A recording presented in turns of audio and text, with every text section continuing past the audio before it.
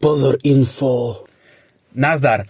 Oznamujem, že v piatok bude vychádzať posledná časť Outlastu, keďže dlho nič nevyšlo kvôli tomu, že som bol chorý, tak v piatok vyjde posledná časť Outlastu. Nie je to kvôli tomu, že by sa nepozeral, práve že mi príde, že sa celkom dobre pozerá a má celkom úspech. Takže takto by som vám chcel spraviť také poďakovanie za všetko, že ste to so mnou prešli.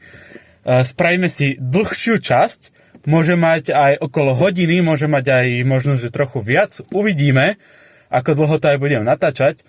A momentálne sa tam nachádzame asi v 80% hry, čo som si pozeral, a malo by to byť cca okolo 1,5 až 2 hodiny hrania do konca Outlastu, hej.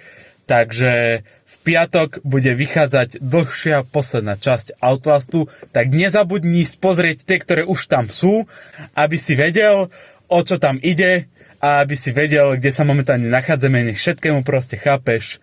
Takže uži si to a